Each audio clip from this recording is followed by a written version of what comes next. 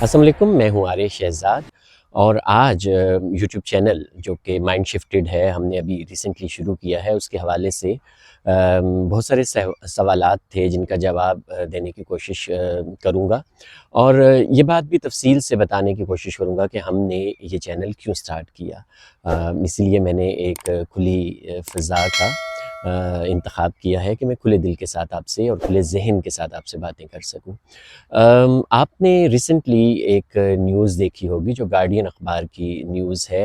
برطانیہ کا اخبار ہے، جس نے یہ بتایا ہے کہ انڈیا نے پاکستان کے اندر 20 لوگوں کو ٹارگٹ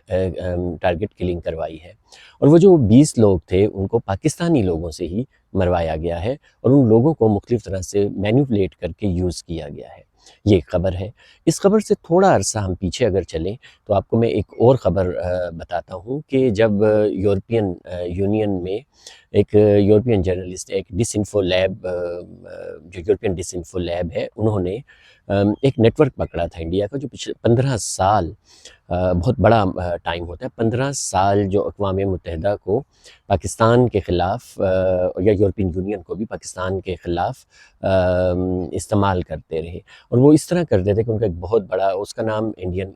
کرونیکل تھا، اور ایک بہت بڑا نیٹ ورک تھا جس کے اندر فیک نیوز ہوتی تھی، فیک نیوز پیپر تھے، فیک ہیومن رائٹ آرگنائزیشنز تھیں، فیک پروفیسرز تھے، فیک آئی ڈیز تھیں، مطلب ایک پورا نیٹ ورک تھا۔ اب انڈیا کا وہ نیٹ ورک بھی پکڑا گیا تھا۔ اب میں آپ کو لے کر چلتا ہوں امریکہ میں جب ٹرمپ الیکشن جیت گیا تو اس کے فوراً بعد امریکہ نے ایک بہت بڑی انویسٹیگیشن کی تھی۔ وہ انویسٹیگیشن بنیادی طور پر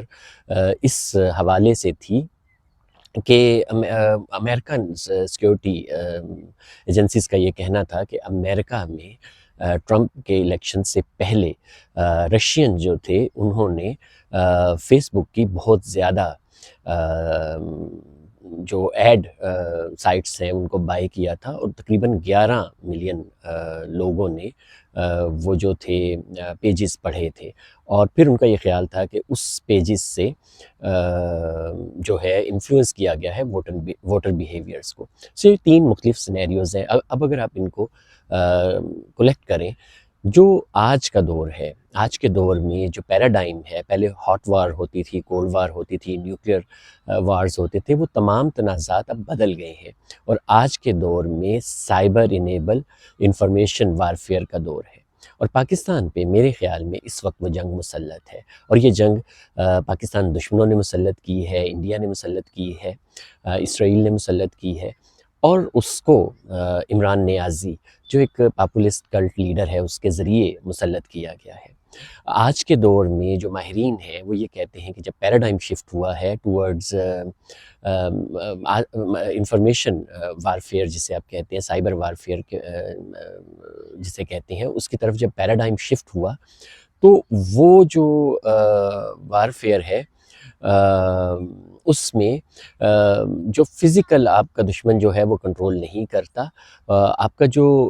دشمن ہے وہ آپ کے ریسورسز پہ کنٹرول نہیں کرتا، بلکہ یہ ڈیجیٹل سپیس اور انفارمیشن جو ہے اس کو کنٹرول کرنے کی جنگ ہوتی ہے، اور اس ڈیجیٹل کنٹرول سے پھر نوجوانوں کے ذہن کنٹرول کیے جاتے ہیں، اور بنیادی مقصد یہ ہوتا ہے کسی بھی ملک میں ڈی اسٹیبلائزیشن یا ایسے حالات پیدا کیے جائیں جس سے کیوس ہو۔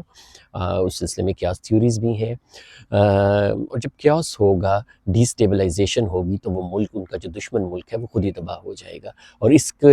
کانسیپٹ کو امریکن پروفیسرز ویکن فرام ود ان کا نام دیتے ہیں۔ تو پاکستان کے اندر بھی اگر آپ غور کریں تو یہی وارفیئر جاری ہے۔ اس وارفیئر کا جو مین ہتھیار ہوتا ہے وہ ڈس انفارمیشن ہوتا ہے، فیک نیوز ہوتا ہے، لیکس ہوتے ہیں، مینیپولیٹڈ انفارمیشنز ہوتی ہیں، ڈسٹارٹڈ فیکٹس ہوتے ہیں، اور ویسے بھی اس دور کو پوسٹ ٹروتھ ایرا کہا جاتا ہے، اور پوسٹ ٹروتھ ایرا میں جسے آپ اگر اردو میں ٹرانسلیٹ کریں کہ مابعد السچ کا دور ہے، اب سچ جو ہے وہ معنی نہیں رکھتے اس دور کے اندر۔ تو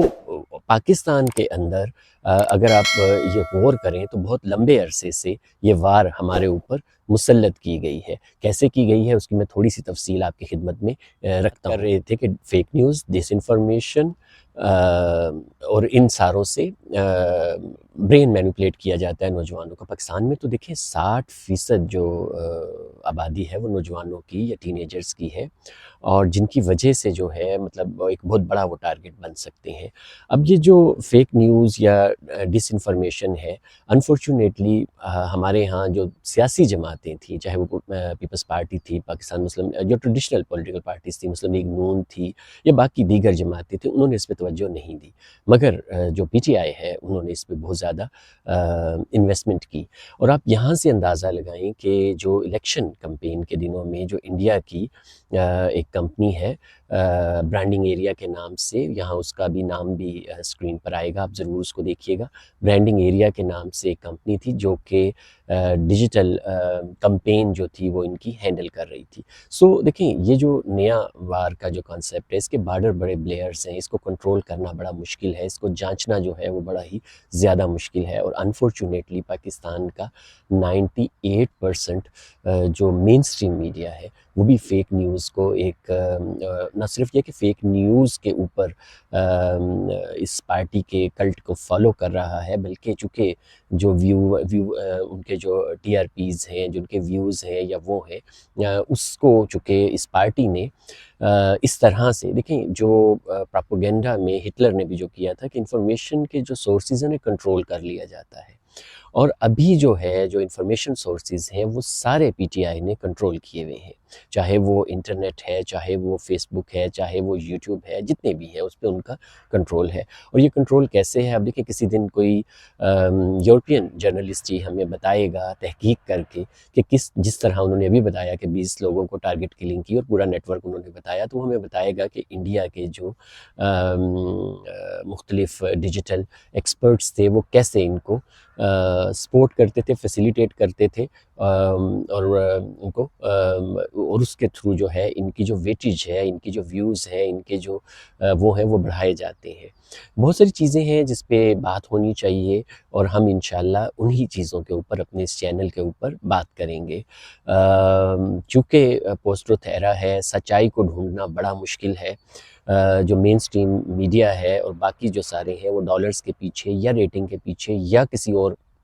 مقصد کی وجہ سے اس کلٹ کے پیچھے لگ چکے ہیں۔ اب ہمارے پاس جو عام عوام ہے ان کے پاس کوئی ایک پلیٹ فارم ضرور ہونا چاہیے جہاں سے وہ سچائی کو کھوج سکیں۔ تو ہماری یہ کوشش ہوگی کہ یہ جو سائبر انیبلنگ انفارمیشن وارفیئر ہے، ہم اس کے مختلف ٹولز کو، اس میں مختلف جو ٹیکنیکس یوز ہوتی ہیں، پراپوگنڈا کس طرح سے کیا جاتا ہے، اس کو آئیڈینٹیفائی کرتے رہیں۔ آپ کو ایک الٹرنیٹیو پلیٹ فارم جو سٹیزن پلیٹ فارم ہو، جس کے اوپر وہ موقف دیا جائے جو کہ کسی ایجنڈا کو فالو نہیں کرتا، بلکہ جو سچائی پہ، حقیقت پہ اور عام آدمی کے پرسپیکٹیو کو ظاہر کرتا ہے۔ اور دیکھیں میری والدہ ایک بات کہا کرتی تھی، وہ یہ کہا کرتی تھی کہ دنیا جہان کا جو اندھیرا ہے وہ مل کر بھی ایک ننھا سی جو روشنی ہوتی ہے ایک دیے کی، اس کو بجھا نہیں سکتا، کیونکہ روشنی خود ایک بہت بڑی حقیقت ہے۔ چاہے ہماری آواز کتنی ہی چھوٹی کیوں نہ ہو، چاہے ہمارے ویوز کتنے ہی کم کیوں نہ ہو، چاہے ہمیں دیکھنے والے بالکل ہی کیوں نہ ہو، لیکن ہم سچائی کا ساتھ نہیں چھوڑیں گے، اور اس وجہ سے نہیں چھوڑیں گے کیونکہ ہم نے یہ ایک چھوٹا سا وہ دیا ہے جو ہم نے جلایا ہے، اور جس کو تمام دنیا کا جو اندھیرا ہے وہ مل کر بھی اس کی روشنی ختم نہیں کر سکتا، کیونکہ روشنی خود ایک بہت بڑی حقیقت ہے۔ اس سلسلے میں ہمیں آپ کا ساتھ چاہیے ہوگا۔ آپ ہمارے اس چینل کو سبسکرائب کریں، بیل آئیکن دبائیں تاکہ آپ کو اس کا نوٹس ملتا رہے، اور اس چینل کو اپنے دوستوں سے، ارد گرد احباب سے، واٹس ایپ گروپس میں، جہاں جہاں جس میڈیم پہ آپ موجود ہیں اسے شیئر کریں، ہمیں فیڈ بیک دیتے رہیں۔ کسی مسئلے پر آپ بات کرنا چاہتے ہیں وہ ہمیں ضرور بتائیے، اور ہمارے سے جڑے رہیے۔ ہم سارے مل کر ہی اس وار کو، اس سیکیورٹی تھریٹ کو جو پاکستان کے وجود پر ہماری نسلوں کو بھٹکانے کے لیے